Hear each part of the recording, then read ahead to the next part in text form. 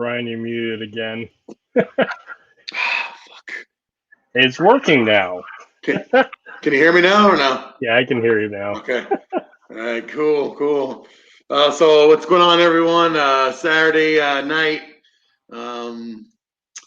Just chilling out. Gonna have some real good conversation. Episode 12 with the man Jaime Aguilar from Sentinel Combatives out of Del Rio, Texas. And we're gonna be talking about What are we talking about?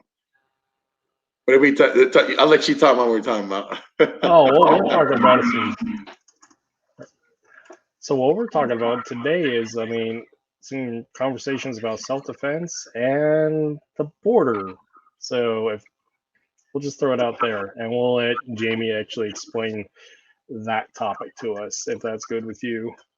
Yeah, we both got a lot to say about that. So as you guys all know, like here, like we just kind of just say shit how it is, and like if you listen, you listen. If you don't, you don't. So me and Mr. Aguilar both live in border towns. Him living in Del Rio, Texas, very right there. Mexico's like pretty much on his back doorstep, and I live here in Las Cruces, New Mexico, right next to Juarez, Mexico. It's about 30 minutes away. So we're going to be talking about just kind of how this man is helping his community out with the recent stuff that's been going on in his little town, and just how it all coordinates the self-defense, what he sees out there right now with the situation going on the border with a lot of the migrants coming in and drug cartels and stuff going on there. So let's get it started. Let's get him up. Let's do this. Here we are.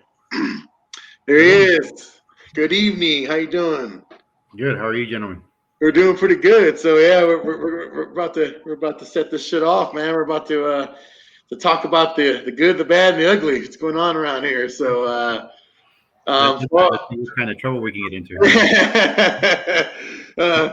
We can't mention certain presidents, so we'll be censored. So we have to just kind of abbreviate that.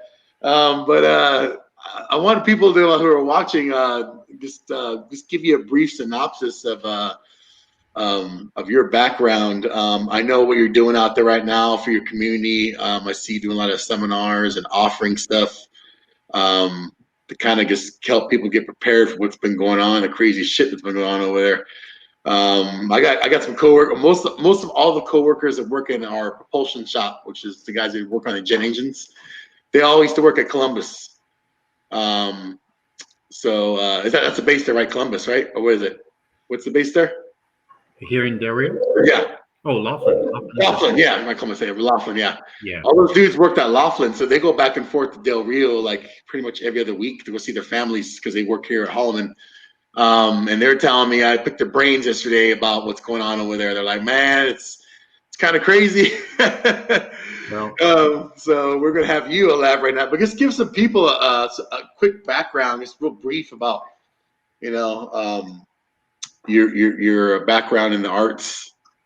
Well, I started martial arts back in around 90-91 timeframe. I studied under a gentleman here in town. His name was Ken Lucio, and he was a Chinese Kenpo instructor. So I studied with him for about 9 or 10 years because on and off, because I was going to college, right? And I got my black belt in Chinese Kenpo. I've done some combative grappling, Brazilian Jiu Jitsu, and we moved to San Antonio. We lived there for about 9 years, and that's where I met Mr. Mike Blackgrave. And he was the one that I opened my eyes into really what combatives is, especially dealing with blade, stick kind of work. I learned with him on and off the same for a few years. And then, of course, I met Mr. Lloyd De Jongh in Piper, and I got my level 3 from him. And so when I started SentCom Texas, it's kind of a blend of that what I've studied, which people do now is, they cross train in many different things and then teach, their own flavor. I did the same thing. Kind of blend everything in, yeah. Yeah, Mr. Blackgrave is awesome. I saw, I know your background, Brian. Kurt was explaining to me some of his background. I've seen the kind of the people you have on this show, and I'm wondering what I'm doing here. You keep saying that, but we know you know what you're talking about. That's why you know me. Even in private, I've messaged you and got your advice and asked you to show me some stuff. You know what I mean, as far as like tactics and stuff like that. And you've just a couple of brief times you showed me. I've learned a great deal of stuff from you as far as like different techniques and tactics and just stuff like that. So you definitely belong on the show. Like I said, there's no egos here, and you have a lot of great material, and that's what kind of lets me, kind of go into our next thing. You have anything, Kurt? Not currently. I'm actually really curious about some of the how your Chinese Kenpo actually overlaps with FMA and Piper a little bit down the line, but we all come from. It's interesting about like the myriad background of martial arts that everybody comes from, and how it leads to like where they are today, as to like what they're doing today. So, given like martial arts here in the U.S. starting like back in the 80s and the 90s, when everything was very much taekwondo, karate, and kung fu, and now they're like people in the industry, so to speak, especially with law enforcement and military, they move toward FMA and the knife prison systems. It's an interesting evolution. So even the UFC, the first UFCs, there were weight limits, style against style.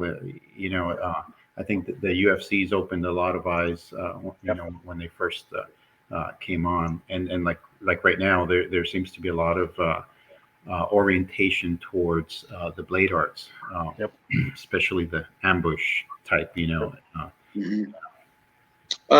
So, like I said, but I want to lead me into going into. I've been watching a lot of your videos, and I know you've actually invited me a couple of seminars over there and stuff to train over there, which I will. While I'm still here in New Mexico, I definitely plan on making a trip to Del Rio and meeting you and training with you over there.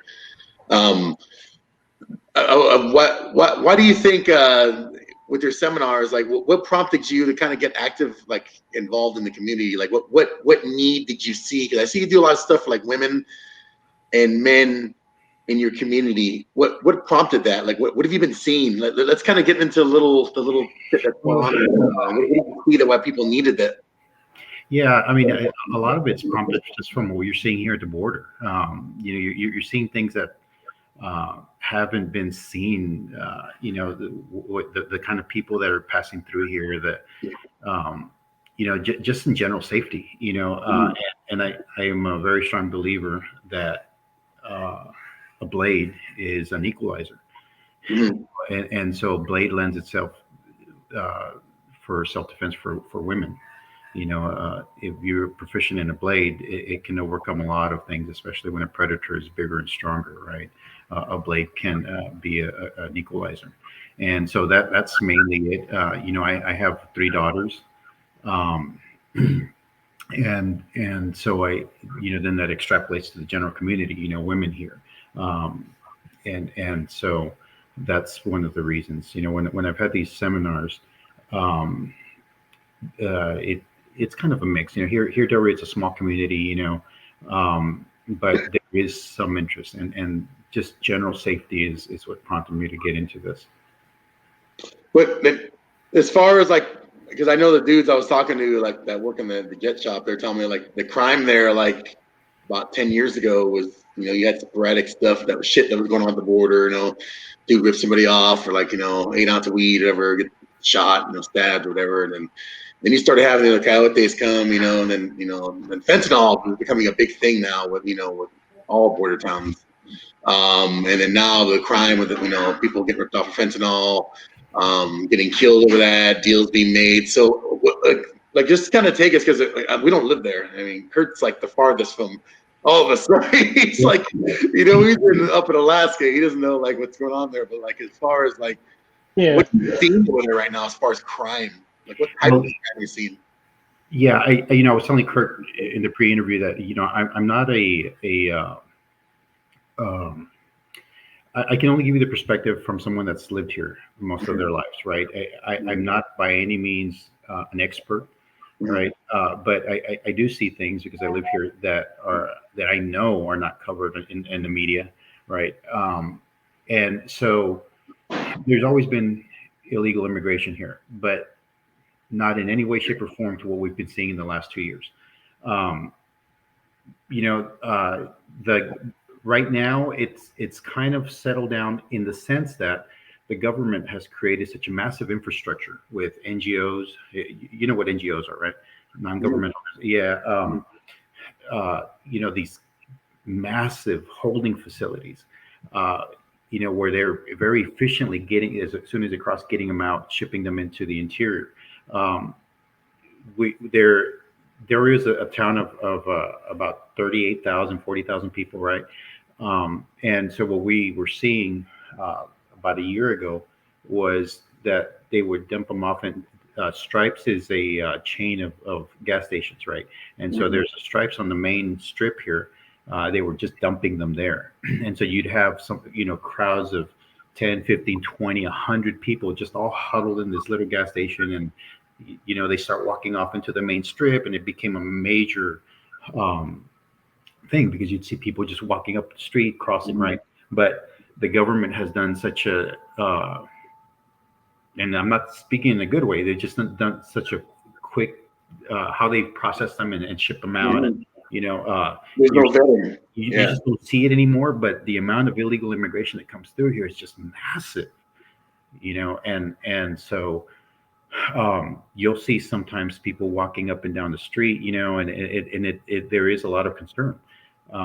You don't know what some of these people are capable of. Of course, if they're out in the street, they can get desperate, or they're hungry, and desperate people do desperate things, and so you saw what happened with downtown El Paso, and remember that shit was all over the news, where they're just like in downtown El Paso, you cannot go in there without either getting carjacked, mugged, or robbed, because right now there's a lot of them there, and they're desperate. Like, they got no jobs. They dumped them off. They're dumping them off at the hotels, at the bus stations, and it's the majority of crimes. I have a lot of friends in law enforcement area that we see are blaze type of attacks. Now, these are like, because they don't have guns, obviously, they can't get guns, but makeshift shivs, razors, pocket knives, whatever they can get their hands on as far as blunt force weapons, to try to carjack or rob you in underground parking, or the classic ask for money, I need help, kind of thing. So a lot of people are getting stabbed. We've had a lot of my friend was saying there's a lot of incidents where people getting slashed, cars getting damaged. There's a lot of people there that are that they use the knives to cut off the purses of the women, to cut off the straps, take them off. So there is a lot of blade-oriented attacks and robberies that are being seen here in El Paso, and especially in the downtown area. But I don't, like I said, I don't know maybe where you're at, if those type of attacks are being seen as well. No, we don't see too much of it. But the thing is, though, Brian, if you don't live there, everything you just told me is not covered in the media. And so the perspective from where we live is something that most people don't know about. And you still got people believing that the border crisis is a farce, that it doesn't exist. But you and me and several thousand people see it every single day. And so it does exist. But what's one thing or another, and but I can tell you from where I live, it does exist, and people are. I'm not even talking about the perspective of ranchers. Ranchers are seeing completely something different. Cartels crossing through their land, and there's a goddamn thing that the government is doing about it. Creating an outrage, and because people are outraged, speaking up, what is the first thing they label you? Oh, some sort of crazy right-wing conspiracy theory. So, but yeah, it's crazy, The cartel violence. I know there's a big war going on right now in Juarez, because I was invited to go there about 2 weeks ago. We had to decline. I've only been to Juarez like twice since I've lived here the last 10 years. But lately, where they're having a big war right now with the fentanyl, CRA, was a New Generation. They're fighting with one of the local groups here, and it's not advised to go over there. But I was telling you or Kurt, and I was driving over the 10 by UTEP. We had just gone to dinner, and you could see the tracers and hear the gunshots right over the freeway.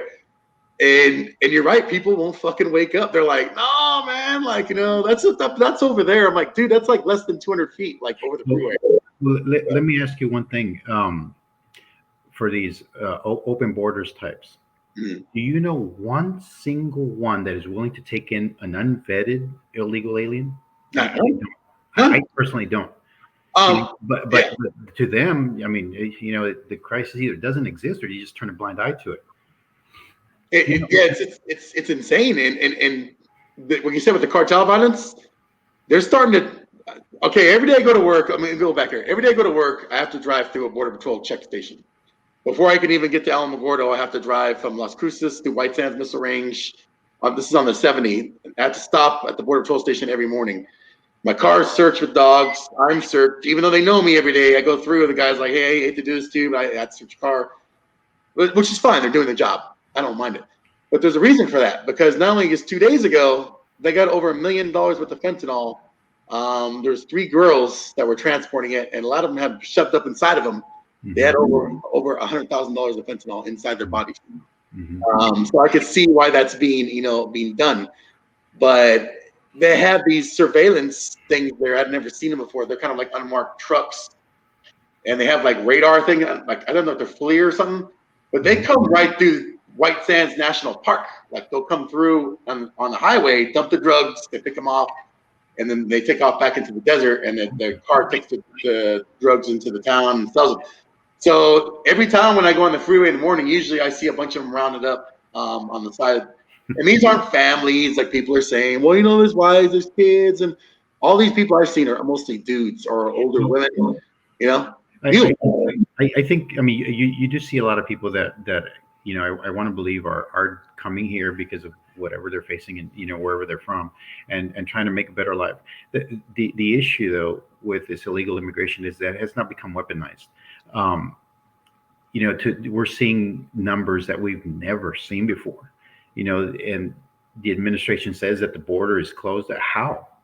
You were mentioning something about downtown El Paso. I was keeping an eye on that, but you notice when the VP made a trip down there, how it magically got cleaned up overnight?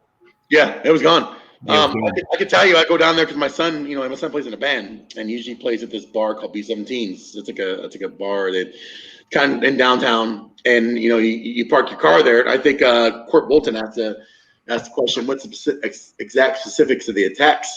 Basically, from what I've been hearing from law enforcement and some people down there, it's basically they use a lot of kids. There are a lot of kids downtown, which is sad. My heart goes out to the kids, but a lot of kids are used as decoys. Like, they'll go up to you, the kids will ask for money. Well, while they're doing that, here comes a guy behind them, which is a father, brother, somebody with a knife or something, or a pipe or whatever, and then tries to, give me your money, or whatever, or tries to take your vehicle. Basically, if you leave your vehicle running, it's gone over there.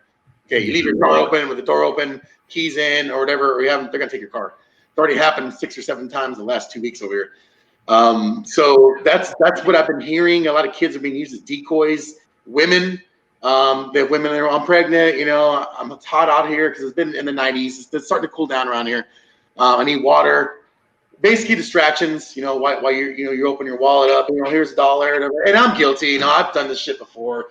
I probably shouldn't have, but like sometimes, I know people think like I don't have a heart, but like sometimes I'll give like $1 to some homeless guy. Here's $1 to buy from me, But I stopped doing that in the last year or 2 years or so because of the shit like that happens. So basically, I hope to answer most of your question.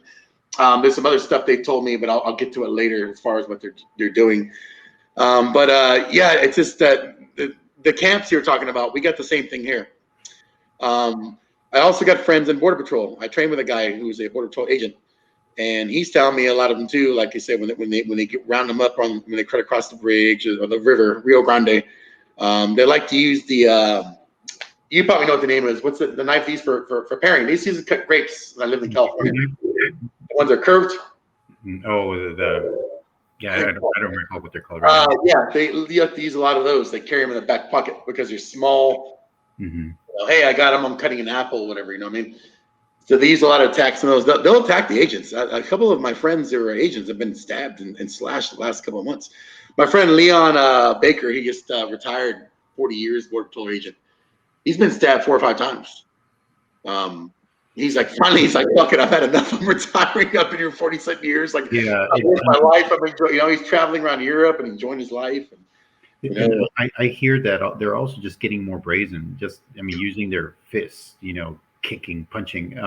They're getting more brazen because honestly, they get over here and they don't fear. They don't fear any. They don't fear. They're quick for the save. There goes the import save steel grape knife. Yeah, I think that's a little more fancy what they got, but yeah, that's kind of like the same thing. Yeah.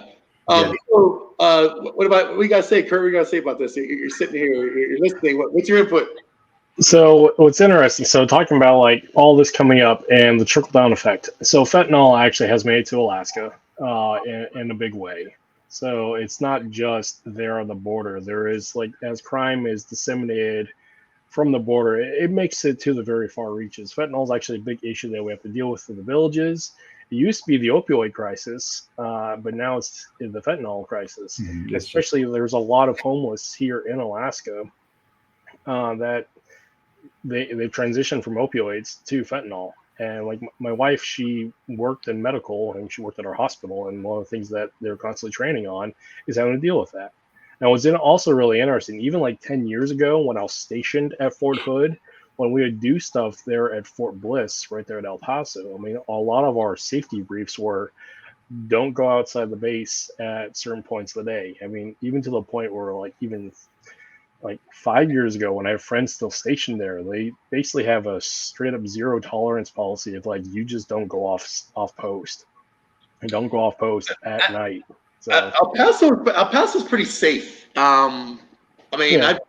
It's just that recently, every time I open the fucking news now, it's like there's a shooting at a bar, there's a migrant that killed this. And a big thing was happening is they're running on the freeways. Like a lot of them got creamed by trucks like the last months, trying to cross the highway and not making it in time. The whole family's getting wiped out by trucks. Yep. I was talking. We were talking to Kurt about that. How there's a lot of high-speed chases. We follow each other, Brian, on Facebook, and you know how I used to post almost daily of high-speed chases. I stopped doing that because there's several now per day. In January, I think it was.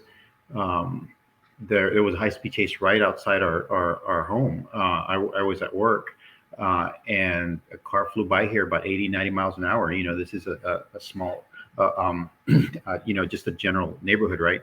And they crashed about a block down the road, absconded, and I got a call from my daughters at work that they were scared. They saw it happening. They were getting something down, groceries from one of our cars. We had it parked out, on the sidewalk.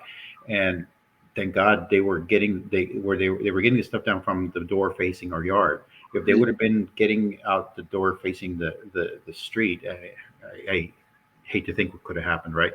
But anyway, the car ended up crashing into another vehicle about a block down the way, and they absconded. And they called me at work because they were scared. The people were in the neighborhood, and so that just blew my top. This is the America. I can imagine, yeah. This is the America we live in.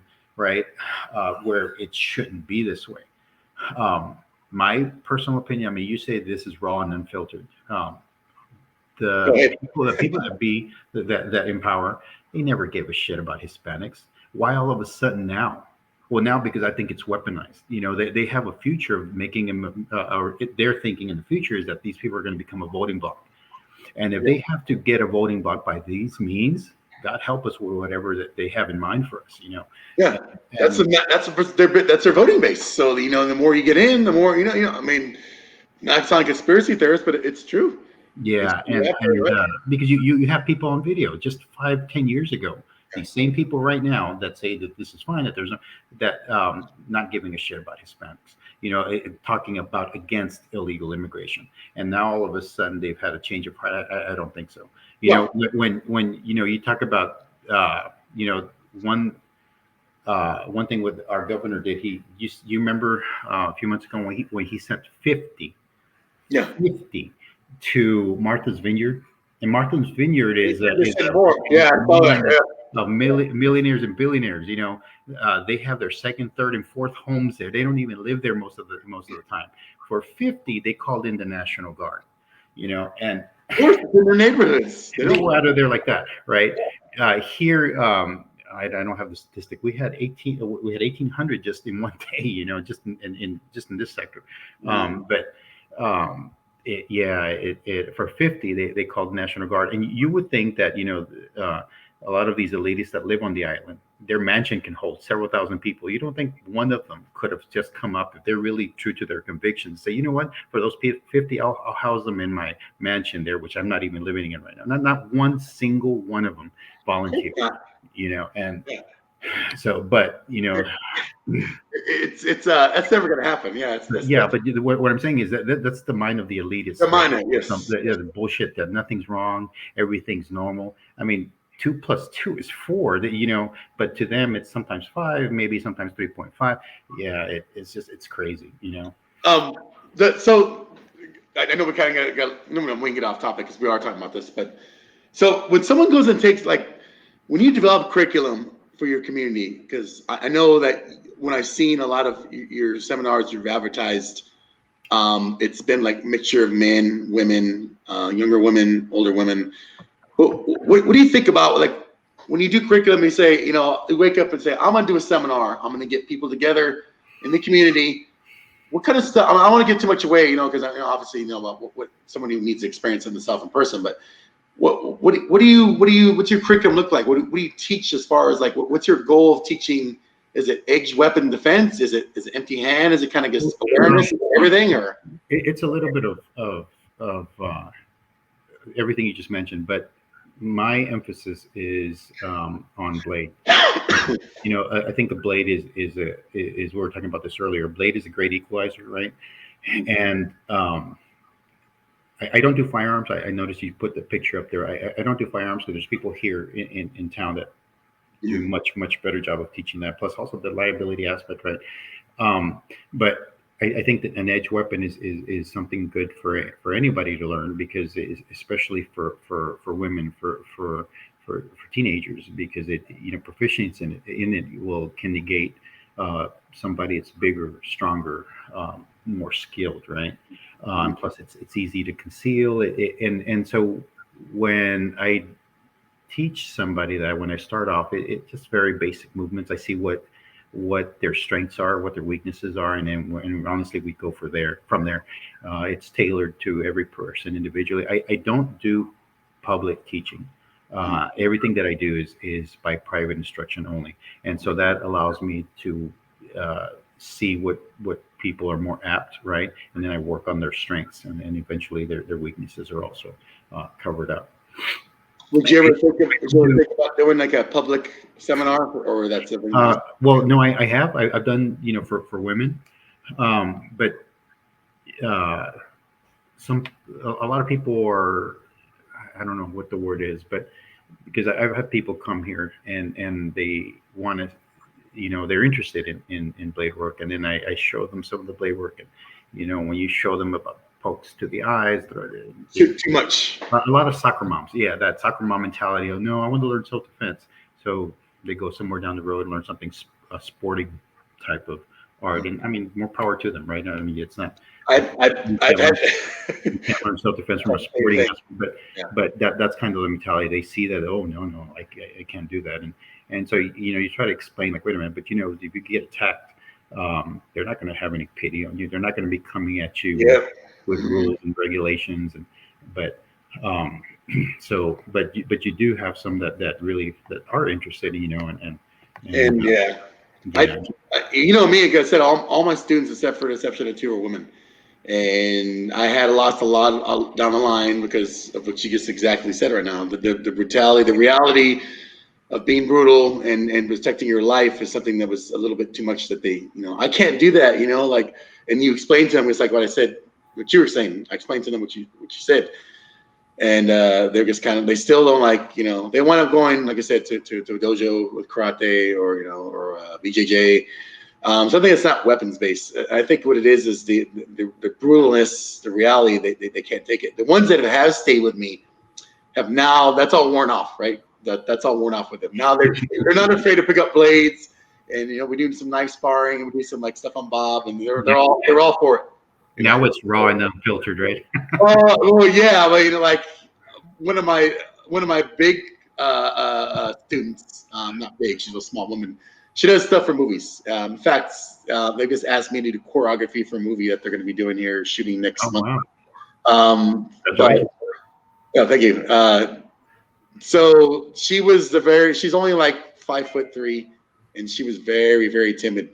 Now that lady is, I call a young lady, she's 26. She's so very fast and so very coordinated with the blade. I'm getting scared of her now. Like, she's like, we do like knife sparring stuff, and she's like, I got you. Like again, and she's like, hey, old man, she's like, yeah, you're getting older, I'm getting older. I'm gonna be like 50 soon. And she's like, yeah, I'm getting like, it's awesome to see your student progress with the blade, like that good, where they're better than you. Because, I think Coach Kurt's the same way too. Like, we're not the kind of people who are like, well, you could never be better than me because I'm your teacher. There's a certain level of respect you got there, but you want to see. You never Full Metal Jacket when they're like going through the mud and shit, and it's like our instructors are proud to see you've gone beyond their control. That's the same way mentality I have now. Like, I'm not saying I'm breeding like a group of killers, right? I'm not breeding Kill Bill assassins, but I'm glad to see now that they can beat me in a lot of stuff as far as like with stick sparring, not beat me like, like technique wise, but like as far as speed, maybe some coordination. But that's the mark of a good instructor, though. Brian, I think that's you're doing excellent work. But the other thing too is when you're teaching somebody with a blade, there's more components to it. There's also the moral, ethical, and legal thing, right? And so that's the reason why I only do private instruction. And of those do come and want to learn. Honestly, you're doing the right thing for sure. Yeah, I have to know you for a while, or they have to be recommended by someone that I really trust. Because like I said, you're dealing with a blade. The person has to have the right head on their shoulders. Honestly, I turn down about 80% of the people that want to learn, because you can getting to know them and initially and interview them, you can see this is not somebody. And that's why I said years. Like, my students have trained like years to get to that point. The first year when we started training, it was all stick work, maybe some dulo, like palm stick, whatever. And then a lot of empty hand stuff. But then the second year with blade was taught, because I had to see, like you said, their moral compass, to see where their head was at, to see if they were willing to go and learn all that stuff to possibly take a life in self-defense. You know what I mean? You got the right mindset. And there's a couple of them that dropped out. I mean, I'm not gonna say everybody made it through, and we have like an awesome team. You know what I mean? There's a couple of girls that couldn't handle it. They're like, oh, I can't do this anymore. Like, I'm sorry. Like, thought it was gonna be different. Okay, cool. Whatever, you do your own thing. And I think Coach Kurt, I mean, you taught women blade before too. How's that? What was your experience on that? So the thing that I found with teaching women in general is, one, the majority of the time dealing with teaching women self-defense, personal protection, is I'm dealing with it after the fact, after an incident has occurred, and after a traumatic event. So the big part of that process is actually, one, making sure that they are mentally and emotionally there to actually deal with that level of violence, and also like making sure that their mental state is capable enough to understand the difference between fighting and hunting. Because to use a quote from Rory Miller in Meditations of Violence, I mean, that's two separate things. Because I mean, fighting can be encompassed as sport fighting, as often people want to do, because they want to feel empowered, feel strong, feel capable, but like crossing that line into hunting Mhm. and warfare, that's a different Yeah, thing. that's the military side of it. Yeah. Yeah. And like getting people, not just women, but just people in general, to accept that fact that when you're dealing with the blade and you're actually dealing with the blade, you're dealing with killing people. Because let's just not parse any words there. Every stab, every slash is not defensive, it's Mhm. offensive, because you're choosing to utilize an edged weapon to defend yourself, and even up to the point of lethality. So, and because there's such like a taboo, because of blade culture and like this idea of a blade cult and whatnot, but the fact is the knife is a weapon, and it's a weapon for war, and it's a weapon for killing. And like getting that psychology and getting people to accept that fact that there is really no rules here per se, because that's fighting. You're hunting, you're killing. Well, And yeah. when you use a blade, for a self defense, or it's like a gun. You Yeah. don't pull out your gun to intimidate. That No. somebody, that third party that comes in, that's not knowing the context of the situation, blows your head off. Well, it's the Yep. same thing with a blade. You don't show a blade to intimidate it. Nope. When you're gonna use it outside of the realm for utilitarian purposes, I mean, it's got to be to Yep. maim, to stop the threat, right? Yep. And but that also involves a certain mindset, right? Yep. You're not dealing with an opponent. You're No, you're dealing, dealing with the enemy. and that's a Yeah. completely different mindset, which a lot of soccer moms and people can't get in that aspect of, right? Yep. And not to say that you mentioned Brazilian Jiu Jitsu. I think Brazilian Jiu Jitsu is excellent for self defense, but Absolutely. when you're introducing a weapon, a blade, now you're in a different sphere, right? Yep. And to get people to understand that when and how to use a blade, that's you can run into some tricky material there, and that's why I only do private instruction and I highly vet who it is that I'm teaching. Well, like the things that I've done with like agency work and just combatives in general is I operate underneath the principle of criminal creativity, because that leads into like play and gets you away from like doctrinal, social, cultural practices typical of like say the Filipino martial arts. Because if you allow a student to be criminally creative, they'll actually figure out like the human patterns that actually work. And they'll actually, I mean, this is the reason why lion cubs play to kill. I mean, that Mm-hmm. because that's how they learn. And so when you're doing these lethal games, because again, it allows people to be creative and actually figure out and think like how a predator is going to act. It's a very eye-opening experience for them as a thought experiment, because they'll actually understand this is how it actually will work. You take away all the culture and all the rhetoric and actually see how a predator operates and think and act like one in a theoretical context. Yeah. It's a huge paradigm shift. Well, And yeah, and when you talk about knife self defense, a lot of these pretty kind of techniques work, maybe empty handed, but yeah, when somebody's got a blade doing something like that, are you going to get your hand in there? I mean, you're not going to do this. Yeah. and so but with that though, having said that, there's also another component is the pre-incident science, where you didn't have to get into that Yep. position, and I also teach a lot of that, what to look for, the right or left hand, more than likely where their weapon is going to be, certain outside of the baseline type of stuff, right? I also teach a lot of that, and I think that's a component that a lot of these sport-oriented self-defense don't teach. They teach an engagement strategy, but when you're dealing with a predator, you don't want to get engaged. So I think it'd be more prudent to teach the pre-assault science aspect of it. Yeah. Yep. I mean, it's depending upon terminology, you can call the pre-violence or pre-fight indicators, depending upon what. But the thing that I utilize in that same framework as a principle is to teach pre-fight indicators is you have to be criminally creative and actually do those things to mimic them, to understand what you're looking for. Mm-hmm. And from a martial arts standpoint, that already breaks the mold. It already breaks the principles of morality. When the fact is, if we're dealing combatives, personal protection, and self-defense, we're actually fighting against the enemy, not a combative partner, so to speak. Yeah. It's not an agreement. And like getting people to shift that in their mind is tricky. So. Yeah, and you bring up a very good point. Part of when I did CMOC under Mr. Mike Blackraven and Piper under Lloyd De Jongh, I learned a lot about that. Especially Brian, the Piper is based off of a criminal bladed system in South Africa, right? And so not that you want to mimic or emulate or admire, but you also want to see what people on the other side are doing. Not to become them, but to learn to defend yourself from them. And in a lot of these sport oriented, when the goal is to get a trophy or a plaque or some sort of rank recognition, right?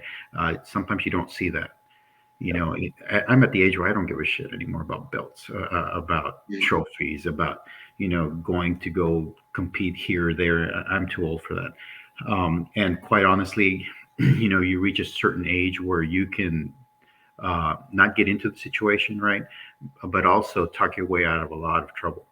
And so that doesn't really concern me. What concerns me is someone that has been in prison 5, 10, 15, 20 years. Where they've learned to hide that animal inside of them with a smile and getting close to you. That's the one that I want to prepare for. And so I kind of, with that, of course, I mentioned before, there's a certain psychology, and so a lot of people that honestly that come here, they're not interested in that. And I don't do this for a living. I don't. I mean, it would be nice to some sort of financial recognition, but we all know, what we do. You're not going to get rich on it, and so so now it becomes a passion, right? You're not expecting a financial reward. It's here, maybe sometimes here and there it is, right? But for the most part, you're not going to develop this as a primary financial means, right? It's more of a passion, and so it's not for everyone, and I don't try to push it as such, right? If the people that want to come here want to learn this stuff, great. If you don't, it really doesn't affect me. You brought up a good point with the even in my training. There's a lot of schoolwork. A lot of people don't do that nowadays, but there's a lot of actual classroom work, like you said, pre-fight indicators, what to look for, profiling, stuff like that. A lot of people get turned off by that. Oops. Yeah, well, I've lost some students like that. They're like, well, wait a minute, we're not going to pick up weapons yet. We're not going to, hit the fucking heavy bag. We're not going to pick up the mat, or I was like, dude, we're going to do like we're going to go over this like classroom stuff first, and then we'll get into that later. You know what I mean? But a lot of people don't want to do that. They want to get right into the mix, right into the ring, right into the hitting. And I know that bores a lot of people, but you have to understand all that stuff before you even get with the pads, mitts, putting the helmets on, grabbing the knife. You got to learn all this psychological classroom type work before you get to that. Yeah, and Kurt, you mentioned something earlier. Especially when it comes with a blade, a lot of people associate it with the criminal element, and they want no part of it, right? Yeah. And so they're woefully unprepared to deal with a criminal, and so it's a very sometimes can become a hot topic, right? And so yes. Yeah, that's why I really stay away from that. That's why I'm very careful. Once again, of who I train. There's some people that come here that are federal law enforcement, so I know those guys have been vetted, right? And I trust them. Plus, I've known them for a while, and so I have no problem teaching them.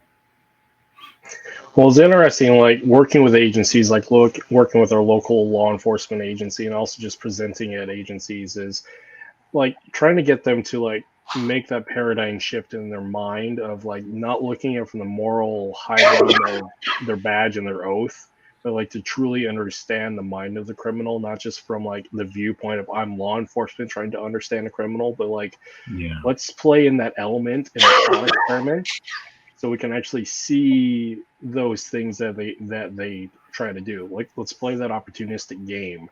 Because I mean, there's a lot of games that I have used in the past, like the Razor game, which the basic idea is you have a group of people and you have a couple of people with a razor or a marker, and their job is to go and cut people and just see if they can get away with it, because that's the kind of stuff that criminals do. I mean, and trying to understand that play outside the framework of like moral authority because of a badge and oath it's sometimes hard. Often it's hard for like a lot of agencies to like cross that line and say, okay, maybe this is to understand this is the reasons why they do it. Because not every cut is to kill. Sometimes it's a distraction, or it's just like it's a game of ego. So it's a really tricky space coming from a martial arts background for a lot of people, because there's morality attached to it. And when it comes to law enforcement, there's also the legality of it. I mean, there's a lot of things that they can't do, that really, in a sense, limits them when they have to take down a criminal, and so my hat's off to them, man, because they're, especially the way the world is getting now, they're in a very, very tight and tough situation a lot of times, Absolutely. And it's, as an instructor, is talking about like the earlier conversation about we want our students to be better. We don't want them to we don't want to hold them back because of our ego. The fact is, when we're working with agencies that are actually going to use this stuff, hell yeah, we want them to be better than we are. Because that means that they're actually going to use this stuff. So and they get into situations where we don't, they're on the front line, and so you want to equip them with something that has a better chance of them surviving, right? I mean, everything is a game of chance. There's no, I chuckle sometimes when I hear advertisements from instructors that say foolproof, guaranteed, battle tested. Those are the ones to stay away from, because nothing is foolproof. But a year and a half ago, I had a young lady come in here, and I'm not going to get into too much of it, but part of it is the psychological transformation, where if you are going to use a blade, the type of aggression that you have to develop. And so we were going over, the psychological component, and so I said, okay, so I'm gonna throw you a punch, and you're gonna defend yourself from it. I even tell my students, it's a right hand punch, so you know what's coming, right? And so I start off right, and they generally at first have this type of reaction, a very passive, kind of submissive, and then we go to the psychological part of getting amped up for the incident, right? And the second time, she popped me, right? And I wasn't expecting it. She's oh my God, I'm so sorry. No, that's exactly what you need to do. You need to get that rage and aggression out, because you're going to be dealing with people that will kill you for $20 you have in your pocket or worse, and so some people don't really. Hey, at least you got a hit in the face. You got a kick in the nuts when I did that same kind of shit one time. Yeah, it was like a little kick. I was like, you can kick a little harder. I got a cup on and everything. Oh, and then like I said, I wasn't even expecting. I was like, bam! And I fucking fell down, man. I went to my knees. I'm like, holy shit! Took my wind out of me. It's like, well, you said to kick you is all I could, right? And I'm like, oh yeah, yeah. Good thing I don't want any more kids anymore. Like this is done. It's like I'm done. Re-stomp the groin. Yeah. I mean, what's interesting is like, again, the psychology of violence. And like, we've been raised as a society of keep your hands to yourself. Keep your hands to yourself. Don't hit people. If you touch, consent culture is a key part about personal protection, self-defense. Because the fact is, we shouldn't be touching people that we don't have the permission or the consent to do so. But there's also this other part about that. When you have to cross that line when dealing with violence. By meeting it with violence, you have to get past that point of like, no, I can't touch you. It's like, well, this is the circumstance. You were allowed to touch them, and to the point of immediate and excessive force to eliminate the problem. And like getting people to cross that line and actually intellectually understand that is really, really hard, because our institutional educational structure has been like, no, no, no, keep your hands to yourself. Yeah, and you know, when you just mentioned violence, just the name itself has a pejorative connotation to it, right? But violence is neither good nor evil; it's just a methodology, right? Or it can be both. And so somebody breaks into your house at 3 o'clock in the morning. What are you going to use? Violence, right? Now, what you use, you know, as a tool, as a method, well, that's individual, right? A gun, a knife, or a bat, whatever. But yeah, I think that you know what you mentioned is exactly correct. Is somebody breaks into your house at 3 o'clock in the morning? What kind of intentions do they have? I mean, it's not just to come and take your, you know, your TV. It's probably with the intention of raping, pillaging, maiming, killing, you know, and so a lot of people don't, like you said, don't want to cross over into that and have to deal with that. You know, it's just so much easier in an air conditioned, you know, nice padded floor type of environment where, you know, that subject doesn't cross, right? And not that you, like I said before, I don't want to put down, you know, other arts, but um, um, you can learn a lot of stuff from them, right? But what I see also is that they don't teach that component. You know, they teach you to fight an opponent rather than a predator. You know, and two completely different things. Well, I reference Tim Larkin all the time on his TED Talk about when violence is the answer, it is the only answer. And like getting people to like understand that or just even accept that fact, it's like, well, let's think about it. And you just explained it. But I mean, I reference that TED Talk and YouTube video all the time. It was mandatory educational training for any of the seminars I used to teach. Because the fact is, he goes through this whole category about explaining, or this whole conversation explaining the difference between competition and combat. And like again, getting people to understand the difference and accept that fact is tricky. And this is where martial arts is a lot about physical education. Mm-hmm. Violence and personal protection is more intellectual education. That's the harder part. But the physical stuff, that's easy. The emotional, intellectual side is really hard. Yeah, and you know, also like, you know, who you learn under and what you learn. I was very fortunate that when I was living in San Antonio to learn under Mr. Mike Blacker, and Brian, you know him. I mean, he really opened my eyes to a lot of things. You know, he has a pretty interesting background. You know, and completely night and day difference to the man, the father that he is now, and I really admire and respect him. But he really opened my eyes to the fighting a predator versus fighting an opponent, and the stuff that I learned from him. I take it to heart. I'm really appreciative that I got to learn under him. You know? There's only a handful that I consider of people out there that are really, like Mike Blackgrave is one of these mentioned right now. There's really putting the reality in the training, like cutting the bullshit, the art part of it, and actually putting the reality street part of it into their training. And there's only like a handful of people, and I don't want to name everyone because I'm here all day, but I've seen that are doing that, and he's one of them. Like his videos he has of his grappling and stuff like that, you know, and just the experience that they got a drone on there. Huh? Was it?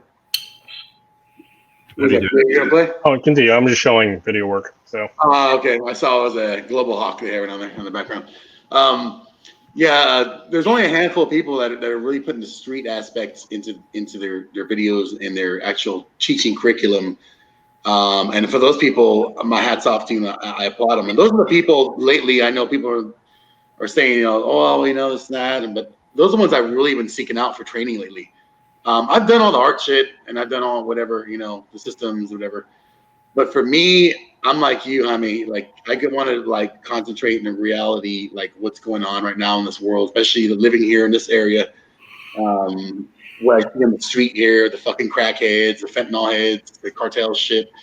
And a lot of people are like, well, you know, there's all like cartels are running to the town, you know, and going to Walmart and everything. Bullshit. I see those fucking guys every day going to Walmart. And they let you know that they're part of that shit too. They're not afraid of you. Well, You know? I know we're jumping from topic here, but with the tens, hundreds, and billions of dollars that are to be made with human smuggling, with fentanyl, I hesitate to say this, but you just got to be careful. You know what? Keep your eyes open. Even though we're here in the United States, a lot of shit happens. You know, unless you live here, you touch you. don't see the kind of stuff that happens here. And I'll tell you something that's cryptic, but you'll get the message. I used to train with someone. This was several years ago. That was in federal law enforcement, and he mentioned something cryptic. He said, Jaime, if they can buy the presidency of Mexico, they can buy anything over here. And so we kind of left it at that. And so, yeah, so even though you're here in the States, here in a border town, it's not, well, it only happens in Mexico. No, there's a lot of stuff and people that are involved on this side. You know? Yeah. And I see it every day around here. They're fucking constantly busting. Remember the Banditos motorcycle group? Hear about those dudes, the Banditos? So yeah, they're busted. The head guy lives in El Paso. Biggest bust raided his house. The FBI did. They're trafficking guns to the cartels over there. So around here, the big thing around here is. So let me ask you something. So yeah, they busted him, but there's a whole web of people that are from the criminal element to the principal down the street, you know. So the big thing is you don't see these things happening, but the big thing here is firearm theft. So around here, from what I hear, a lot of houses get broken into to steal guns. Well, everybody's like, well, you know, it's your local fucking crackhead. You know, he needs his next fix, so he's gonna steal someone's AR-15. He's gonna steal shotgun. You know, pawn it for a fucking 8-ball, whatever. Half ounce, quarter ounce, whatever. No, most of those guns that gets in that raid were fucking guns from this town here, right? And El Paso that were being fucking sent to the cartels in Juarez. So they're being trafficked. They were being sent over there. So that guy I think he said he had $107,000 worth of firearms, and most of them half the firearms were from gun owners here, where the town I live at. You know what I mean? Like, I don't know what people don't like. We have a thing here where people, they think they just leave their gun out. Well, I'm leaving my gun out. No one's going to take it. Instead of putting it in a safe or whatever, which is a responsible thing a gun owner should do. You know what I mean? Having your gun locked up in a safe. Oh, yeah. But, yeah, the guns are being run from local places. And fuck, my house can be broken into. And I got some fucking, one of my AKs go there, be using a drive-by somewhere in Juarez. You know what I mean? So it's definitely here, and it's definitely real. But lots of times I choose to, like, you can only deal with so much of it. And I think the psychological part of it, like you even knew where you're at, where you just get sick of hearing it. Like, okay, fuck, there's another raid, another thing with guns being trafficked, another thing of fentanyl, and everything like that. But lately, I guess kind of been trying to tune it out, but it's just so hard because every fucking day it's in the media around here locally. This happened, that happened. You know what I mean? So it's kind of hard to tune out. Like with the miracle that is Facebook and social media, you hear a lot of messages. Hey, did you hear about that gunshot? Or because it's happened over the last few months. People posting, did you hear that? Where did those gunshots come?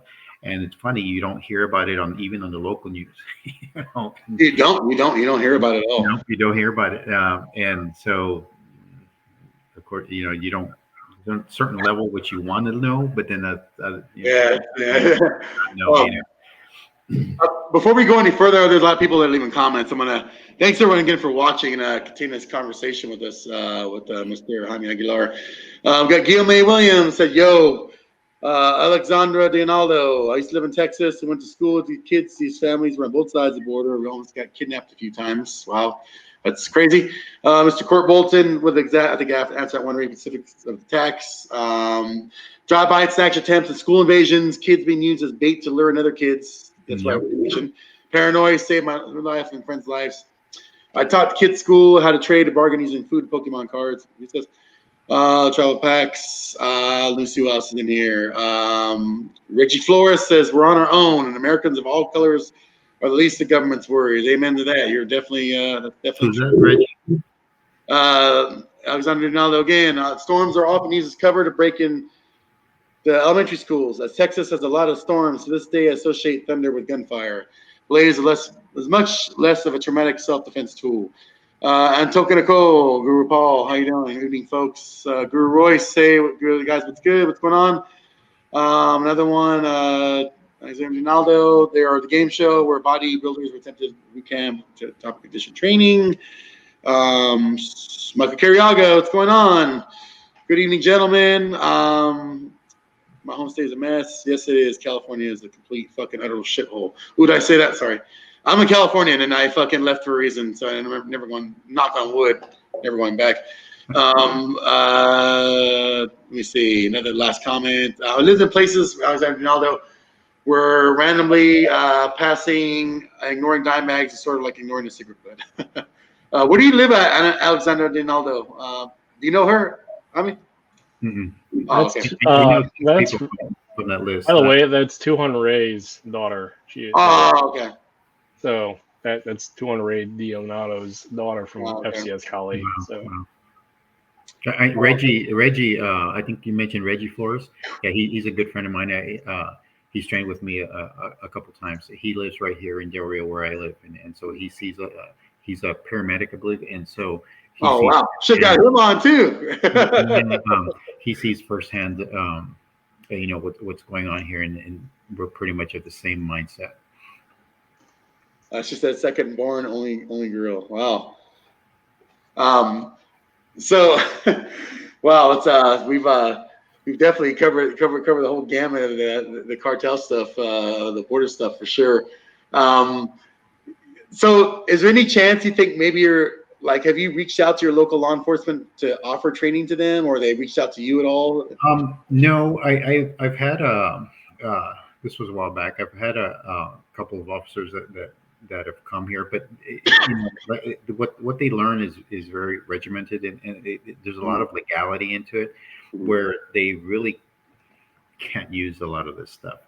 Yeah. From within the framework of what they operate in. Now, outside of personal self-defense, yes, and that's why I said I only train like one guy who's a cop, and he I don't train the whole the police department, and he told me I want to learn from my own personal thing, some stuff, whatever. He does not like telling the whole police department to come train, which I've already offered them, and they the legality and stuff like that. They don't want to learn it. Yeah, well, it's hard, if they, God forbid, get into an altercation where something like this has to be used. I mean, you're going to get a lawyer that's going to just pick them apart. Oh, we know you learned Combatives. You didn't use it on my, on this felon that just got out of prison, been in prison for 20 years. So yeah, I feel for them. I mad respect for them because they're really functioning, and a lot of times behind the eight ball. And so I think this is just my opinion. I don't know, but I think a lot of them maybe would want to learn, but they maybe can't. Yeah. So as far as your family, I've seen you had taken your boy out there to the range and your family out to the range. So as far as your family's personal protection, have you trained them in certain tactics or?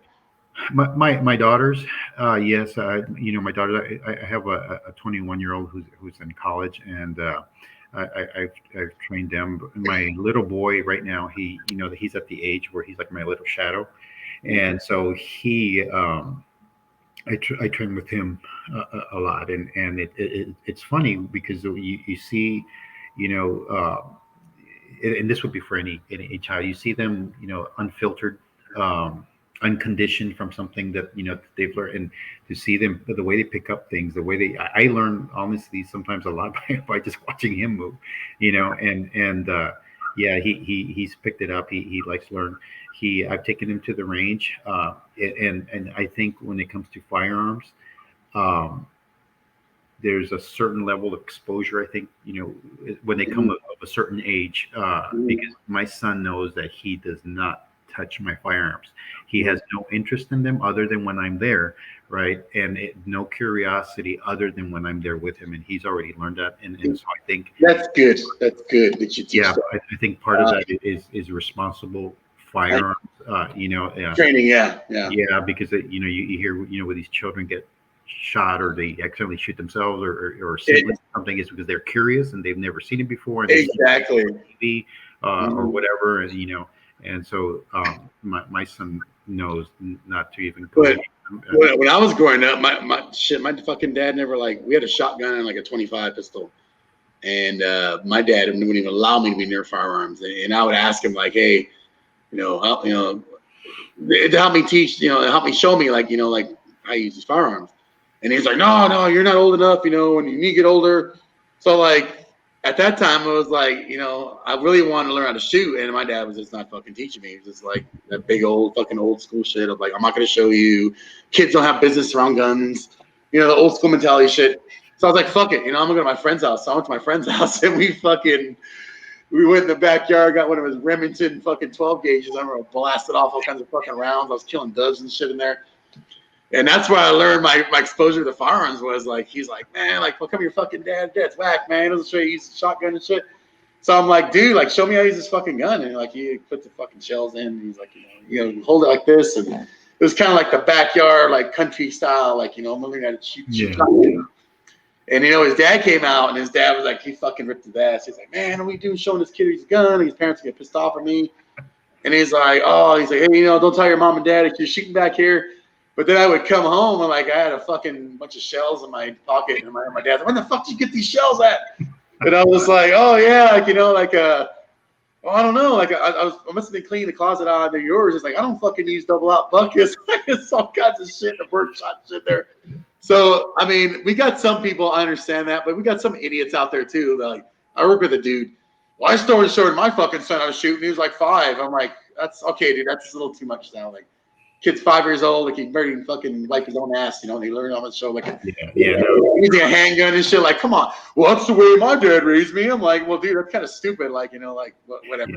I was about the same age as my son. When my dad took me out hunting and shooting, and so having been exposed then to that firearm, then when I was a lot of times alone in the house, I had no interest in, because I already saw it. I know what it is, and so I think just me, everybody's different, right? But for me, I think my son's is at that age now.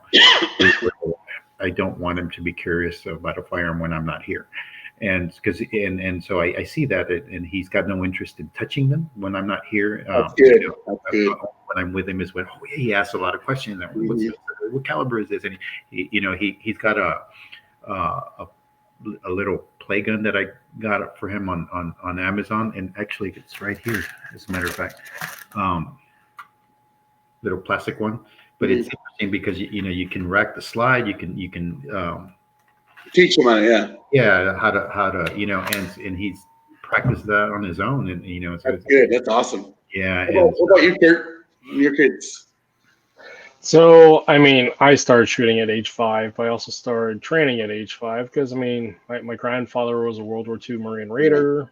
My uncle was LAPD sheriff's deputy. My father, Air Force, dealing with the stuff that he did. And, I mean, yeah, I've been around guns and used guns for majority of my life. I've been shooting pretty much all the time. So, but as for my children, on the other hand, I have a very structured approach to them as to I have a very upfront conversations with them as to I do with everything. It's I have guns, I have firearms.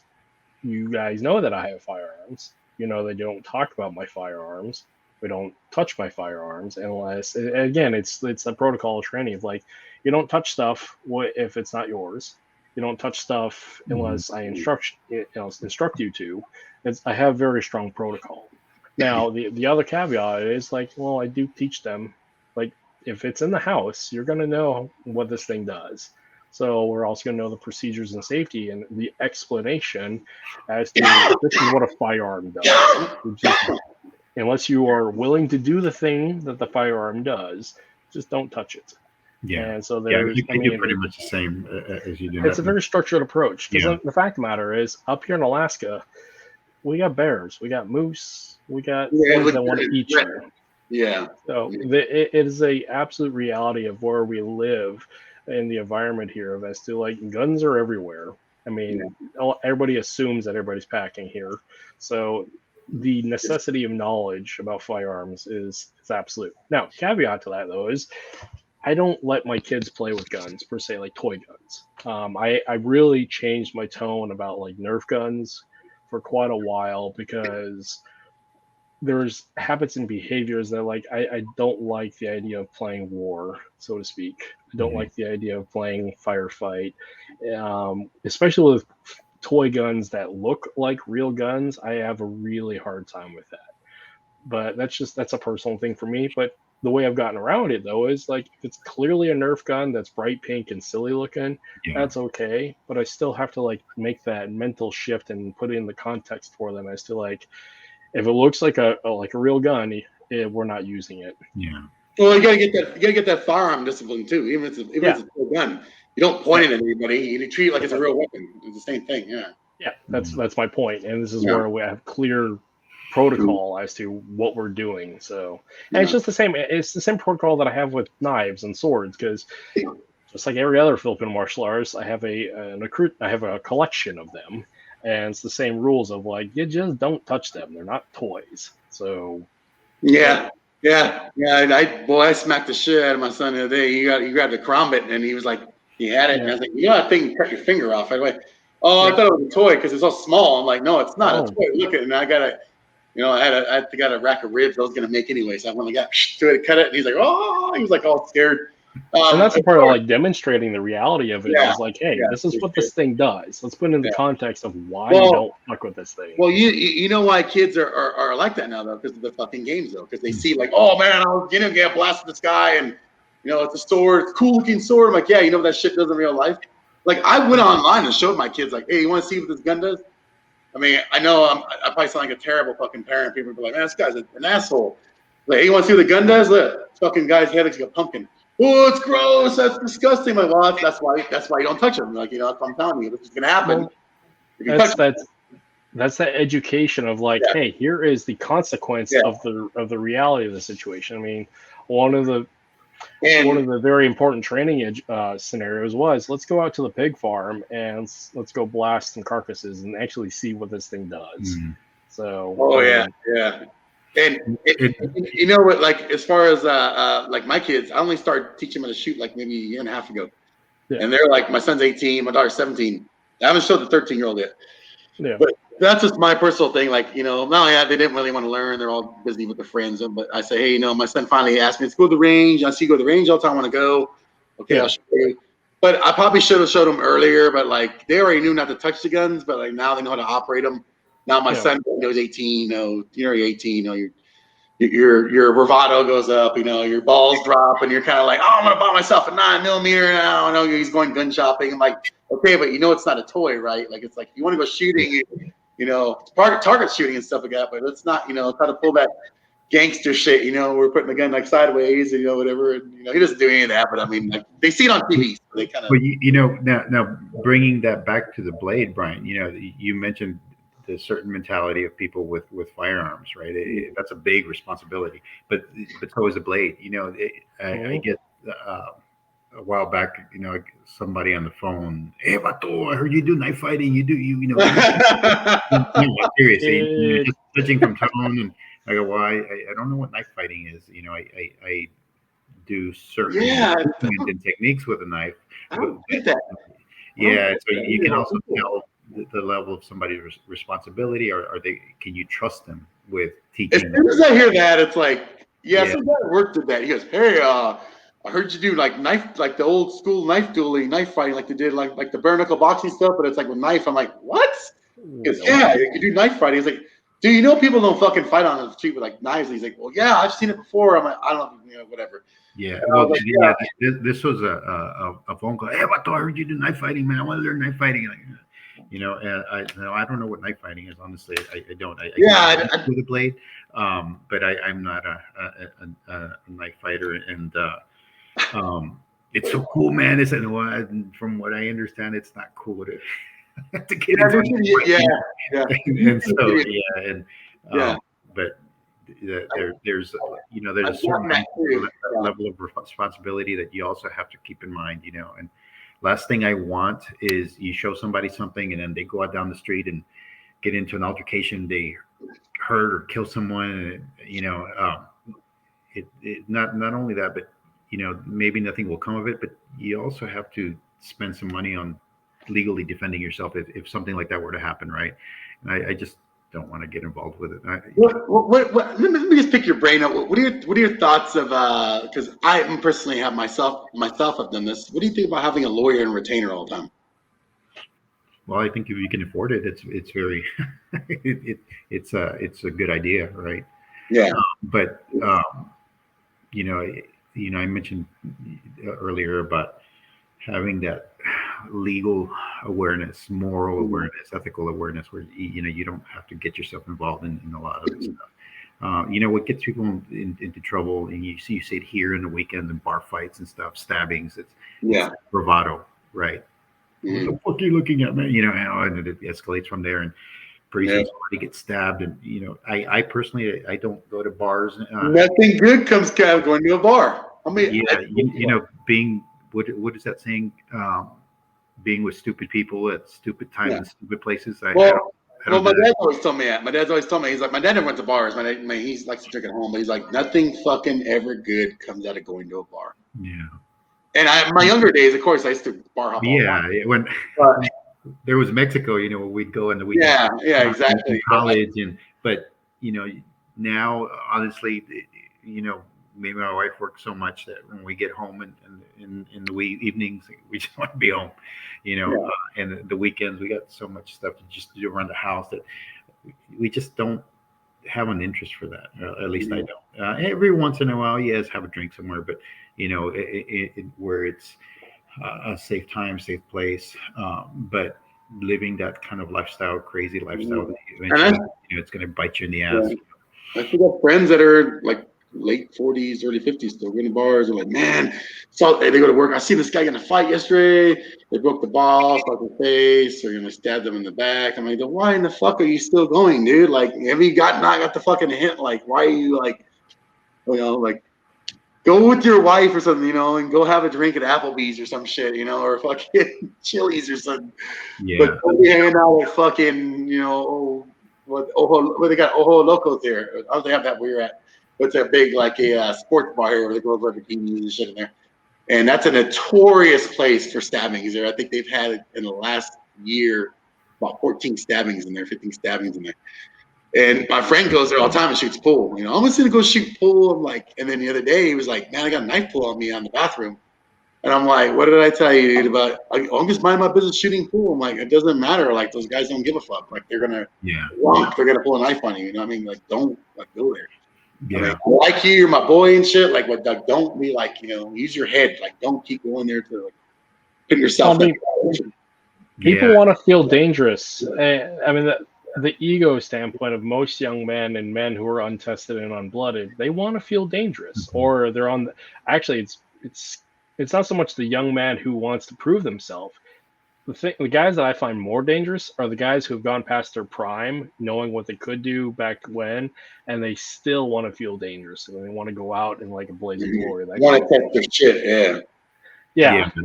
And it's terrifying in a lot of ways, because like those are the kind of people that get you killed, and it's just there's got to be at some point like you've progressed and aged and survived to hit a certain point in your life that you're stable. It's like you've gotten there. So why would you need to go back? Yeah, and even if you have to, in self-defense, the kind of legal problems you're going to get into just to try to defend yourself.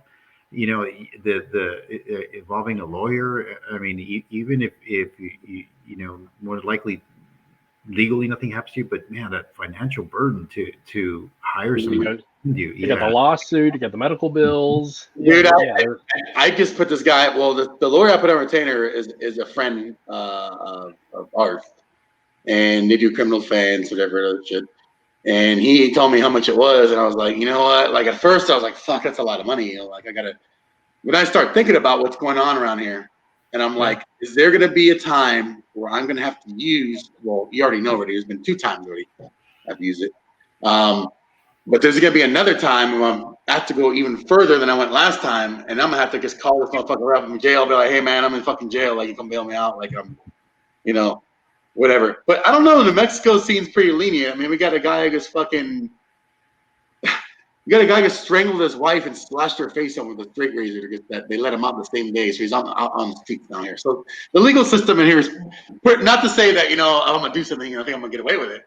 But the legal system here is so screwed up in the state. Like they let people go. Like you got a guy who bashed his kid's brain in there today. Like he's like a 2-month-old baby. A guy killed the baby. The judge was like, "I'm gonna go let you out on $60,000 bail," which is like what, $600, $60,000. Oh my god! And he bailed out. So I was like, "Fuck!" I'm looking at all that. I'm like, And then the thing that happened to me a while back. You guys both you guys already know already. Which I went to court with a while back for that. That haunted me still. The legal fees I had to pay for that was kind of like, not even that much, but it was like, fuck, if I went any further than what I did last time and something that really happened, loss of life, catastrophic injury, you can imagine how much lawyer fees that would be. And like, I would go bankrupt, I mean, and a lot of people do, they go bankrupt, legally defending themselves, for something that maybe could have been avoided, or if not, something that another party just came in and did. Yeah. And I replay the incident that happened in my mind, like what happened to me 2 months ago. I'm like, how could I have played it different and ever? But there was like, at that time, there was like no possible way because it happened so fast that we could have like, been any different. But had it been like the verbal, like talking down, which I tried, and then this guy is like, well, like his back's turned now, so let's go ahead and try to do something. You know what I mean? Like you have to react at that point. But had it been situation been different when I'm able to talk it down, like, hey, like at the end of the day, shake hands, or like, not shake hands, but like, hey, you go your way, I go my way. I would have done it differently. But like you're right. I'm thinking about like, because the shit's getting so crazy around here. It's like, the more training I do, it's like, and I go out now, every time I go to the fucking store, there's always somebody with an attitude in there or somebody in the parking lot. It's like, I try to avoid it best I can, but sometimes you just can't avoid it. It's just right there in your face, and you gotta deal with it. And let me ask you this, because I know this is how it worked for me. When you start to learn bladed arts, combative arts, you start to see things that you didn't see before. How they say, like, if you want to learn how to defend from a blade, you learn to use it well. So you start seeing that, and for you, Brian, like for example, Piper, right? You studied Piper. Did you think that learning of that blade, learning of that criminal element side, do you think that helped you in with your awareness, with your pre-assault leading, awareness? That really helped me out a lot. And then also my training with from Julian from Adrenaline Combatives is because, him working the doors, picking his brain when we do our training. Before we start our training, we do like a 45 minutes of classroom and experience. He calls it experience work. Julian, Adrenaline Combatives, Julian Masson, yeah. Oh yeah. I've seen his stuff. Yeah, I've been training him for about a year now. I've been training under him. Yeah, I'm a big fan of his. Yeah, he has some great shit. The Piper and only that. I don't know if I ever told you. I think I talked about a dude that was in prison.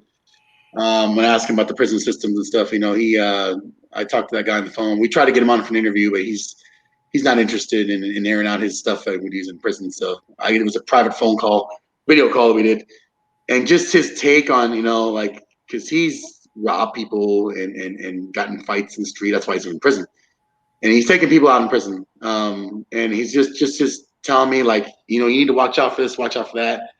He's a friend of the family, my parents' family. he knows them. They know him. So he's like a friend of the family kind of. And I guess his experience dealing with the violence, all three of those things, and putting it all together, like I know what to look for now when I go. Obviously we all always know. Someone has their hands in their pockets, probably a weapon involved. Mm-hmm. And now just like scanning the room when I walk in, like especially for you where you live at. I mean, I'm sure when you go to the supermarket now, you're probably like, looking around.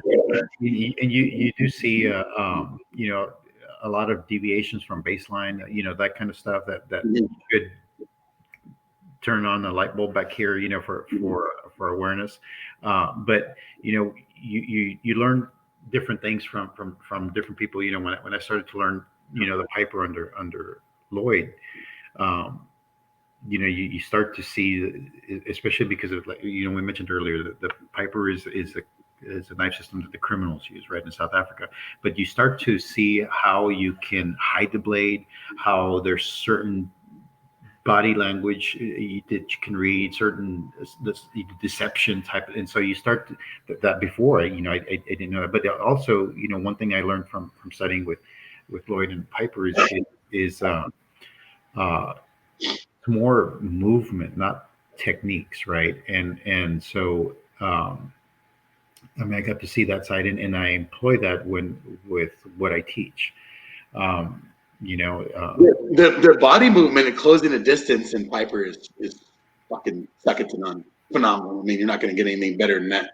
Like as far as closing distance, the fall, getting in without that inconspicuous, getting in that close proximity.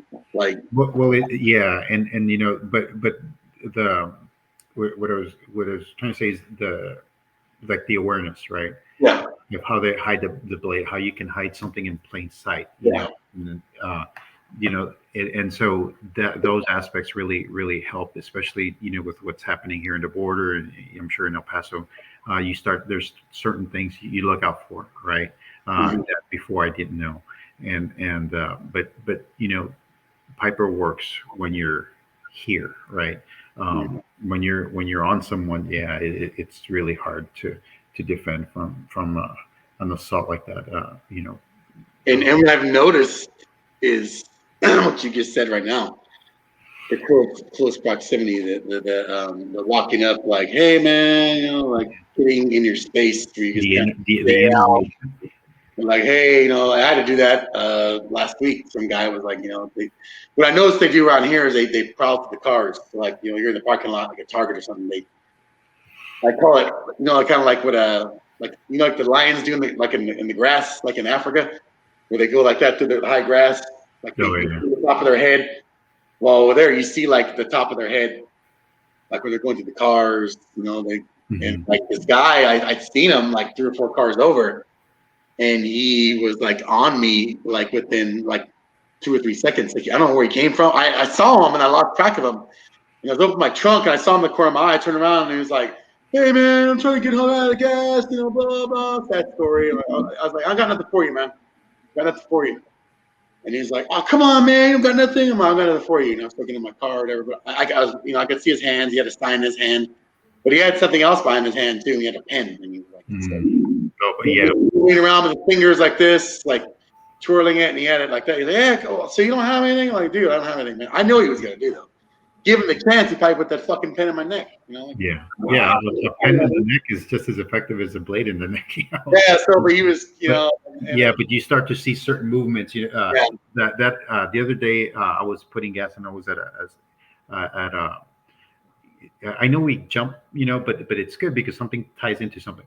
I was at a gas station the other day, and I had to go inside, and what we're seeing here is I don't know everybody in town, but you can tell who's from here and who's not generally, right? Mm-hmm. And so you're starting to see a lot of these tattooed, webs. I don't know what a lot of that stuff is, but then there's certain things where there's tattoos and then there's tattoos, and so I was in there paying and when you start to see a lot of this stuff, start to blade right towards you, like, oh, those are big signs, right? And so this guy started he was on the other side of the store and started coming at me, and so you start seeing a lot of that stuff, right? And so you start to prepare, and he got to my side, so I kind of bladed him, started getting ready for in case, when they start making these weird movements, that's Left are high too when they do that. Yeah, because they're not that they're hiding their movement, but you start. No, I'm like they're high on drugs. Yeah. So they go like that. What is it called? I'm losing the name of it. Is it confirmation bias, where you start to try to convince yourself that nothing's wrong? Yeah. And so you fall victim because you don't see, or you don't want to pay attention to a lot of the obvious indicators that are there, right? And so they sometimes start doing these movements, right? Because then after a second or two, well, that's just the way they move. And then, pow, and they get you from an angle. Well, Piper taught me a lot of that stuff, right? And so then you develop a certain body language where you might get me right, but it's not going to be easy for you. And so I think it's like they sense that, right? So but if I hadn't studied that, or if we hadn't studied, that comes from and we wouldn't know. I think a lot of the time is visually you can set yourself up to be a victim, right? But if you display a certain demeanor, certain body language, where you outwardly manifest, where I'm not going to be a victim, and yeah, you might get me right, but it's not going to be easy for you, because a criminal doesn't want to fight. He just he or she wants to just get what he wants to get and move on. And they can analyze you instantly, whether you're predator or prey, right? And I'd rather develop those stuff where hopefully where somebody looks at me, they know that I'm not a prey for them. And just what you're saying about the tattoos, I've seen a lot of that too. A lot of the MS-13, a lot of the Venezuelan gangs, prison gangs, they tattoo their face too. A lot of them do that around here. So I've been seeing a lot around here too. You know what's funny, Brian, is I hear that they're actually now, like, a lot of their members in Venezuela or wherever, El Salvador, where they're actually now telling them not to get tattooed, because that's a lot of dead giveaway when they get border patrol. And so you're starting to see now some come in here that are MS-13, but they just don't manifest it in the tattoo or the neck or something.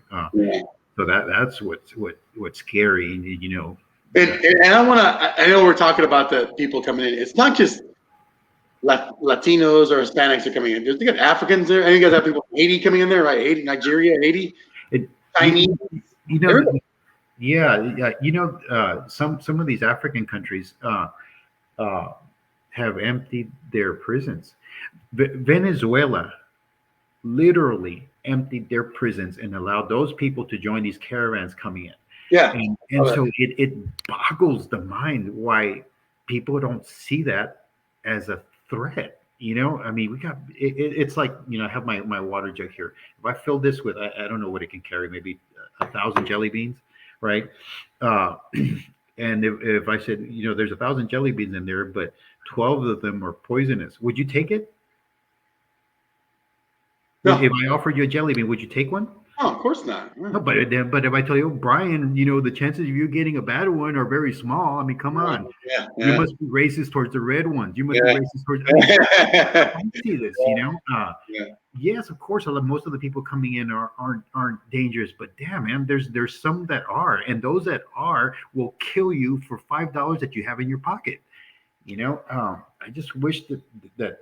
And I get very heated sometimes when I talk about this, and I apologize. Well, I wish people would see that. I mean, what is it going to take? What is it going to take to see to what's happening here on the border? Until it comes to their homes, it's what it's going to take. Because a lot of people are speaking from privilege, cognitive dissonance, bias, and just straight arrogance and ignorance. Because, like, my little town of Homer of 5,000, okay, people are now starting to see the stuff that's coming up from the border, even here in our little town of 5,000. Because people, I mean, they expect by distance and by time and whatnot that it's not going to come to their home. But the fact is, it does. There is a trickle down effect. But until they are in your home, in your face, and having to live that way, people, even up to the point of them robbing you, will still try to have like this emotional need to like say, hey, the enemy's not here. When the fact is, I'm not saying like people coming across the border is the enemy. I'm talking about criminals, Yeah. like actual like predators. When people don't understand the whole prey predator dynamic and understand like predators know predators, sharks know sharks, and like unless people actually have lived that lifestyle and actually they just don't understand it, don't see it because they come from a point of privilege. And the thing that we find with is like the majority of America has been relatively safe for quite a long time because of like a protective group of people who do the job. And like the so I don't know. What are you seeing over there in Alaska? Is there anything like, I know there's, I don't know if they go up that far or not, but have you seen anything over there like as far as like migrants like that coming over there? Or? Yeah, so Homer technically is a sanctuary town. That's an interesting one. So there's that. Fentanyl is up here. Opioid is up here. So like a lot of the work that I was doing with the Alaska National Guard is I got access to a lot of our interagency work and tracking people and groups and organizations and like seeing the data itself about like tracking people coming up from the border, criminality coming up from the border. Human trafficking is a big deal here in Alaska. And so it's here and it's not just at the border. So that those are the kind of things. As for violent crimes, I mean, crime follows where the money is at.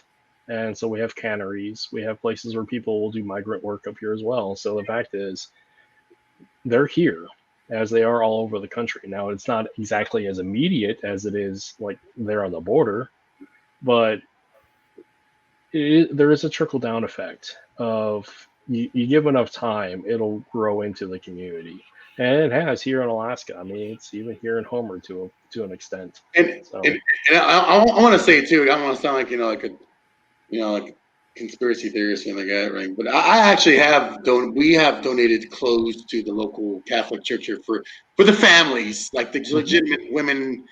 And when that shit happened in El Paso, like there was clothes we donated to the church because they were holed up there. You know what I mean? It was cold at the time it happened, so we get some jackets. So I don't want to sound like some kind of heartless prick. I didn't do anything, you know what I mean? But we donated some clothes and stuff. But those were to like the women and children, like not to the fucking guys, which are like 90% of the people that are coming through are men. military age men. Yeah. Yeah. The fucking most of the dudes. I asked my friend, like I said, he busts these guys all the time, every fucking day. That's what he does. And he's like, I asked him what he sees. He says they see a lot of Chinese, a lot of Chinese. He says, and a lot of Russian. Yeah. I was like, and people are like, well, it's just it's just the Mexicans are coming through. It's just the fucking Republicans are like, dude. There's everybody. The besides the elements of with what's going on at the border, I mean, doesn't anybody think what kind of a major national security concern we're dealing with here? Oh yeah. You mentioned fentanyl. Fentanyl is the number one killer of our youth. It's coming from China. Are you familiar with a gentleman named Michael Yan? Yeah. Okay. Ex Green Beret Special Forces. Now he's a journalist.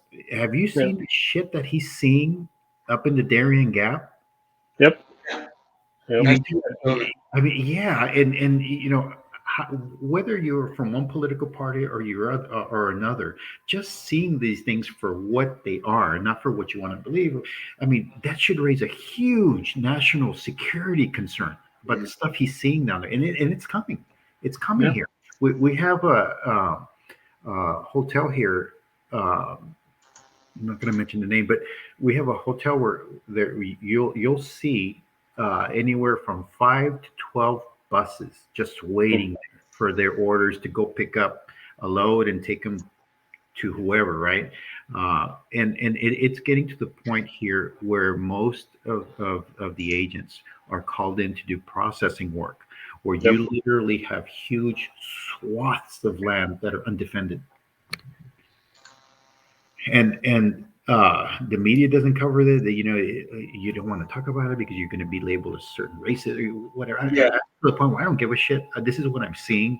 You know, and you know, this is raw and unfiltered. And I'm sorry for my language but this because I'm seeing it firsthand. Brian, you're seeing it firsthand. Exactly. You know, Kurt, you've seen it. Where this is an outrage. What's happening here, and I don't think I'm being overly dramatic. You talk to anyone that lives on the border, and they'll tell you, and if you're lucky enough to know someone that actually works and they're willing to openly talk about what they do, I mean, it's an outrage. It's huge national security concern. It has huge ramification. You know, you said that we're you know, there's Russians now coming in, there's Chinese, and ironically, you know, with what's happening in the Ukraine, you know, really should we be letting Russians come in through our southern border illegally? I mean, The Chinese are. I know where I work. I work next to White Sands Missile Range, so I work at Holloman, and we've had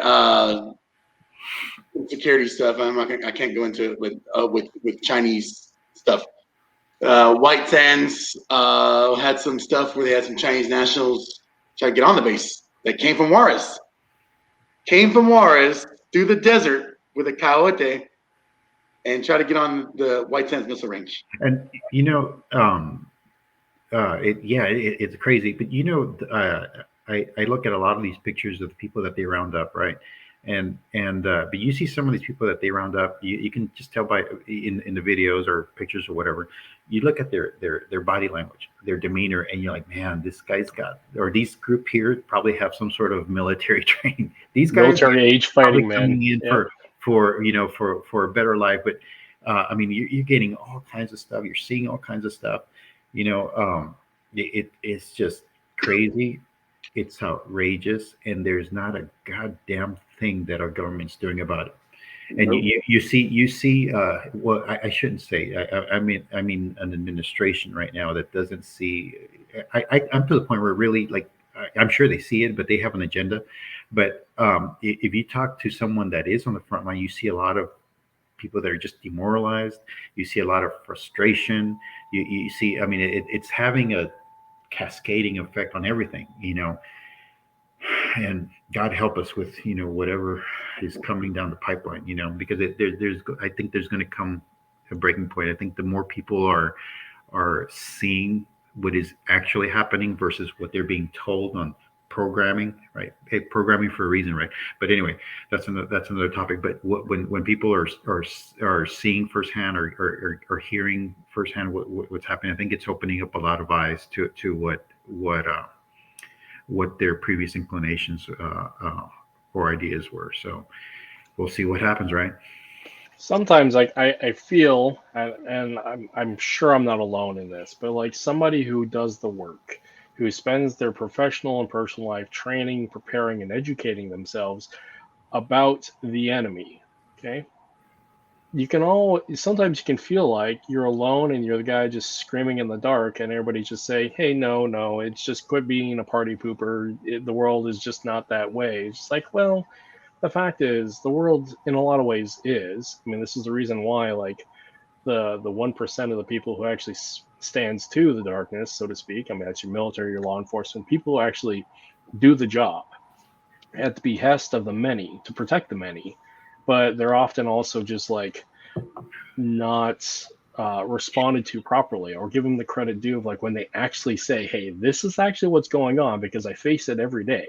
Mm-hmm. And then you got the turn off and the bias of everybody else that they're trying to protect. It's like, well, you give me the job and the authority and the responsibility to protect you, but when I'm trying to tell you what I'm protecting you against, and then you say that I'm wrong, and that's not actually the case. I mean, there can be quite a bit of like frustration coming about from that, because I've heard that a lot from agencies that I've worked with and officers I've worked with. It's like they see the best and the worst of humanity, and that lack of appreciation of like, hey, let them do their job, and like part of that job is saying, hey, here's the truth and here's the reality of it, not what's being put out on the news, but like people on the ground saying this is what's truth out there. And I can imagine that is incredibly frustrating. So I know it is my own part. So. Yeah, it's incredibly frustrating, but it's also very concerning. I mean, because like I said, we this stuff was here before, but not to the levels we're seeing it now. And I suppose you still have some people that don't believe it.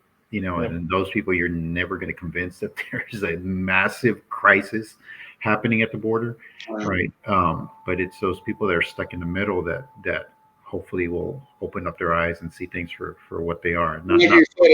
It affects everybody. Even he Kurt's all the way in fucking Alaska. I mean, top of the world. We're down here. You know what I mean? So it's these people that live in these little fucking shelter communities or Midwest. Well, I live in this. I never see that over there. Of course you fucking don't. You don't. You don't open up your eyes. It's around you. Trust me. Or they just don't know what they're looking for. Yeah. And that, again, that's the point of privilege of, like, if you haven't been exposed to this stuff, you don't know what you're looking for. But also, if you haven't been exposed to this stuff, you've been actually relatively safe and you've actually had a good life and you're very fortunate. But those of us who actually see this stuff, do this stuff, and deal with it, it's like you also got to, like, trust that what we know, what we're talking about, is the actual truth here. We wouldn't lie to you. That's the thing. We're saying these things because we love you. So. I think it might be changing. I don't have cables. I don't watch a lot of what's happening on TV. A lot of it's BS, if you ask me. But I think like the news doesn't cover it, and and if they do, I think it's very minimal, and they cover it from a slant like, well, we have to let them in. I tell you, a story. My brother was at a little convenience store, and they have, sometimes they have like a little food court and you can sit down. He was in there, and this group, this is what he was telling me, this group came up to him and he was eating, right? He kind of looked up like, yes, can I help you? Like, yeah, you have to feed us. And my brother is a Vietnam veteran. He was an airborne ranger, so he doesn't get intimidated very easily, and kind of was like, what the fuck, I have to do shit for you, and but you're starting to see even more that attitude, that brazenness, that I'm here, and yeah, I told you, I see it downtown fucking El Paso. You go to underground parking. Unfortunately, there's a lot of good stuff in downtown El Paso. It's getting ruined by the whole shit situations going on over there. But you can't even go to your fucking car, oh, I'm hungry, I'm going mad, then you got like the guy looking at you like that, moving his hands around. You're like, okay, this fucking dude's probably gonna rob me or something. It just ruins the atmosphere because are some legitimate nice businesses downtown. It used to be 2-3 years ago, you could take a walk down there at night, go to different shops, go eat. One of our favorite restaurants, Mexican restaurants, is downtown El Paso. We go down there all the time and eat. And it's been ruined. You can't even do anything down there anymore. Yeah. I mean, you got. I'm always carrying. I always like, I don't want to pull anything on anybody. You know what I mean? Pizza fucking kid. The kids are pickpocketing and shit over there. You know what I mean?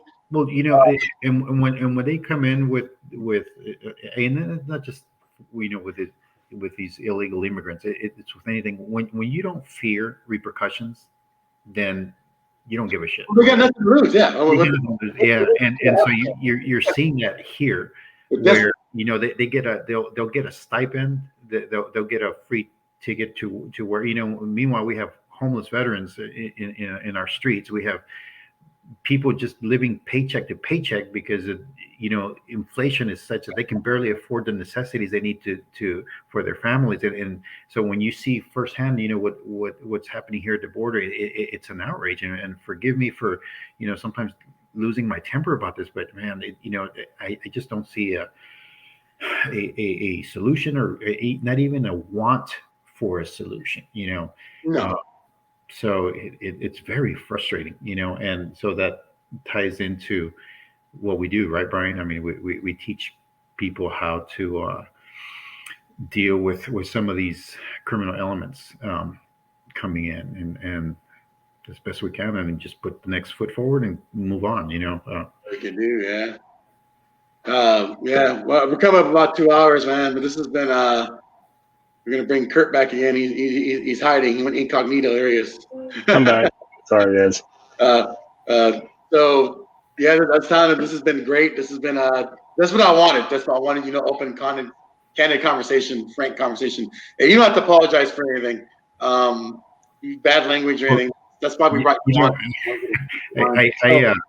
When I was coming in, on your show, the words really resonated with me. They're raw and unfiltered. I get, because I know I'm going to get hot talking about some of these topics, but I want to thank you guys, because this is in a sense a forum to bring forth information which a lot of people don't know about what's happening here in the border, and I think we just, at least from my perspective, we touched on a small point, but there's so much out there that we can talk about regarding the border, right? But like I said, all I can say is God help us with what's coming, because if you see the things that are happening here, the things that are coming down the pipeline, I don't think it's going to be pretty. And so then that drives more, to what that we teach, right? Yeah. So if anybody's watching this and they're kind of like, well, these guys are just random because they live do your research. Type in El Paso, Texas, mainly. That big shit's going on. Type in Del Rio and do your own research. These are our opinions. I mean, these are what we see too. Our experiences, what we see. But, do your own research. Go look online. Go look, go just ask people. It's all there for you to see. But thank you very much. Appreciate it, sir. And thank you. One last bit for you, Jamie. Question for you: What brings you hope in this whole situation that we're dealing with? What brings you hope for a path moving forward, even small or large? What brings you hope in all this? I think I have some hope in that people are opening up their eyes to what is happening, and so. I have friends that are Democrat, but do see what's happening here and are seeing things not from one side or the other, right? But just for things as they are, and they are starting to. It's what's happening here. It has resonated with them, and they're seeing things that we haven't seen before, and so they have a different mindset. Where hopefully, I think with that comes that I think you start to elect leadership at the local level first. I think leadership at the federal level is broken. I honestly, just my opinion, neither one side or the other, is effective to deal with the things that we're dealing with. So it starts at the local level, and I think that you're seeing a lot of eyes opened, right? And where people are doing more at the local level. I wish those eyes would open in El Paso. But you know what? You know what, Brian and Kurt, I don't want to give the impression that I am cold-hearted about this. I do. I do have a lot of compassion, because I see people that come through here, and I see the need, the fear, the desperation, and God knows what they've seen, right? But I also see that this issue has become weaponized for an agenda. And looking at it from that perspective, God help us. If they have to use the poor and most vulnerable of people for their agenda, I don't think it's. I know it's not a good agenda. And I think more people are opening up their eyes to that. And so I want to thank you guys. For having me on. I was telling Kurt in the before the we came on live, that I've seen the quality of people you have on the show, and you guys with the level of training you have, and I don't know why you asked me on here, right? But okay, take it back. I appreciate it, but I appreciate you having me on, and no problem. whatever I can contribute, to what's.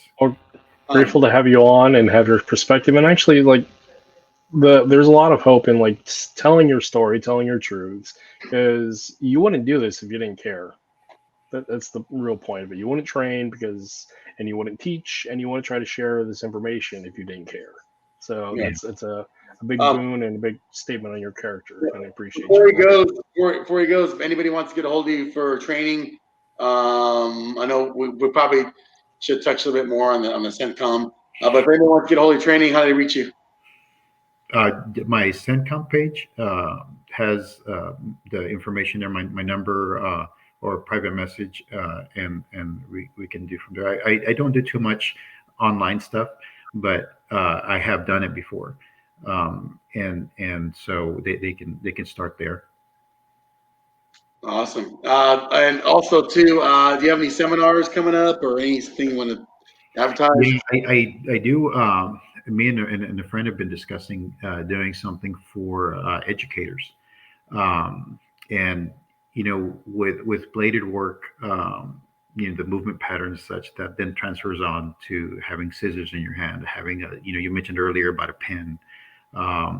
It transfers. Oh, the skill transfers over to other things, and then I think something like that would be really good for educators. And so we'll see what happens with that.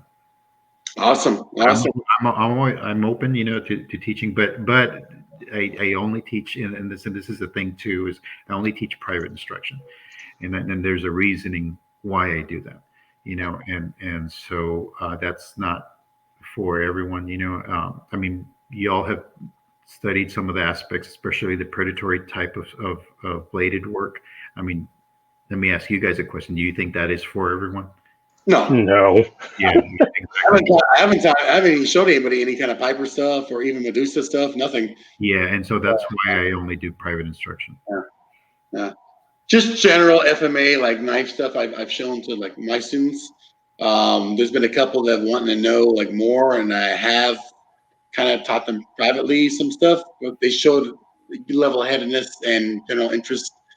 And they've been with me for a while, so yeah, not everybody should know that. You're right. Yeah, you're right. I mean, yeah, and like I said, and I'm sure you guys. I don't want to speak for you, but I'm pretty confident that y'all share the same thing. You do this more out of a passion, right? And at least that's what I do. And so when I do teach, I don't hold back. I teach everything that I know. If someone goes on and achieves something higher and better, more power to them. And so this is a big passion, that I do this for, and I'm not doing this for the money, and so wherever is interested, we can start with open communication through my SentCom page. Awesome. Well, you heard it, guys. You're watching it. You watch this later on. Get a hold of Mr. Jaime Aguilar, SentCom Combatives, and thank you for taking your time at your Saturday. My pleasure. It was a great honor for me to be here. Get to some grilling, because I know I'm gonna do some grilling after this. So yeah, I've seen your grilling, Brian. I wish we lived closer and exchanged. Oh man, dude! When I go down there, like I definitely have to come. I've been planning for a while, and I'm a procrastinator, but I definitely have to go there and train with you, and we have to do some barbecue for sure. Whenever you want, brother. We'll put Kurt on Skype so we can see it. Well, awesome. Well, Jamie, I'm going to drop you down, do our outro, and I appreciate you. Just hang out in the lobby there. Big honor for me. Thank you guys so much. Thank you. Coming up. Yeah. So next Saturday we have Court Bolton, PTK, Pumugat, talking about. He's actually got a really interesting question, particular to. Why as instructors we sometimes refuse to look at certain things for our instructions, so it would be interesting to hear his take on that. So it's happening next Saturday. So awesome. We have a couple people for October. We haven't made flyers yet, guys. We're still trying to coordinate times, but the ship still keeps on sailing. We're still rolling. We're gonna keep doing it until we decide one day we don't want to do it anymore. So keep on going. We're gonna keep on going. What about your other show? You're gonna want to shout out to that one? Any episodes? I don't have anything coming up immediately, but when I do, I'll put it out there. I have a couple of people on the list, but it's just coordinating. So And I know a couple people messaged me like, why we haven't like the interviews are so far spread out and why there are not that many of them. Because I have a life. Yeah, I was about to say you just took it out of my mouth right now. Yeah, we do have other things we do, so this is kind of like just whenever we get time, and whenever our guests have time, we post shows. There's no set amount of shows we're gonna have a month, so we've probably seen that already. So I hope that answers the question. The people that I don't know if anybody's watching that's answering that question, but if you are watching, the person that asked that question, now you got your question answered. And why there's not that many shows. So it's all about quality, not quantity on this show. Yep. So we do quality guests, quality topics. So we're not all about views and likes and generating all kinds of popularity. At least I'm not anyway. But anyway, all right, guys. Well, thanks for joining us, and everybody that commented, thank you. And one last comment before I go. I don't want to ignore Alexandra. She's been commenting a lot. Thank you for hard work. She said, thank you for watching. Thank you for supporting. And we can't always control what kids need to do, but safe, we can only pray. Thank you for your comments, Alexander. I appreciate it. Thank you for everybody that watched. And we'll see you next Saturday. See y'all later. Good night, everybody.